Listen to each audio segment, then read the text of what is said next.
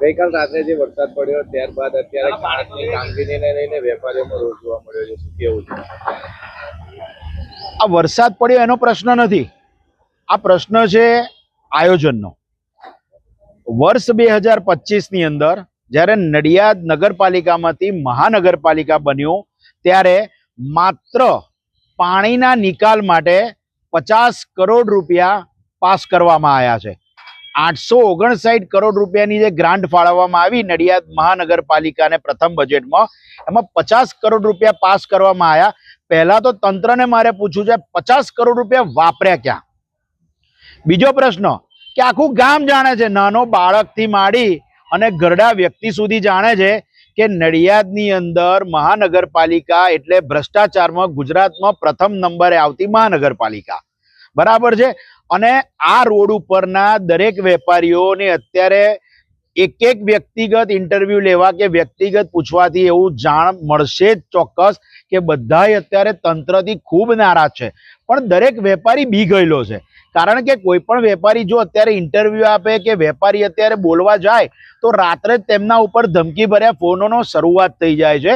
વેપારી બોલી નથી શકતો. નડિયાદ સ્વતંત્ર નથી રહ્યું. નડિયાદની અંદર માત્ર ને માત્ર એક જ વ્યક્તિ શાસન કરી રહ્યું છે કે જેની સામે કોઈ બોલી નથી શકતું. એનું આજે નડિયાદ ભોગવી રહ્યું છે. મારે તંત્રને પૂછવું છે કે આ વરસાદી કાંસ છે, આ કાંસ શું છે? વરસાદી કાંસ છે. તમારી પાસે નડિયાદના વરસાદી કાંસના નકશા છે? ચલો નકશા છે તો તમે આખું વર્ષ દરમિયાન કેટલી વાર સાફ કર્યો તેનો કોઈ રેકોર્ડ છે?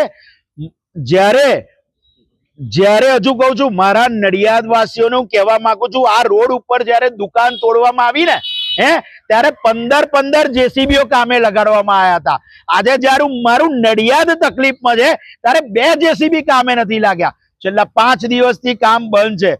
અરે યુદ્ધના ધોરણે કામ જ નથી થતું. જો યુદ્ધના ધોરણે કામ થતું હોત ને તો આજે નડિયાદમાં પાણીનો નિકાલ થઈ જતો.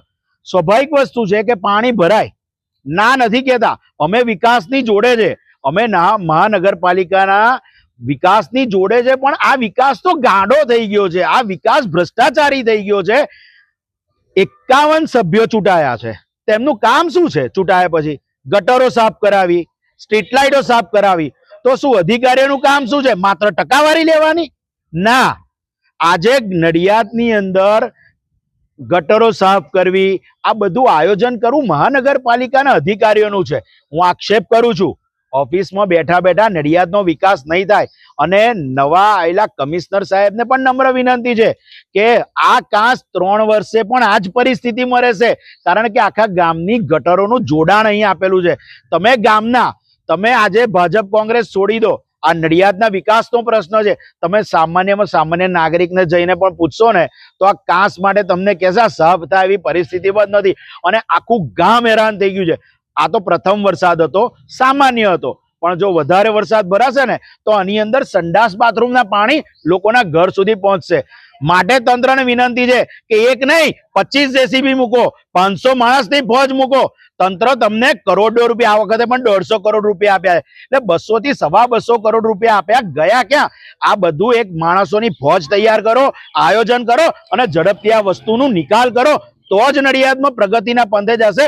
બાકી તમારા 2.5 વર્ષ પતશે ને એ માત્ર ને માત્ર ભ્રષ્ટાચાર ને ટકાવારી ગણવામાં જ જવાના છે.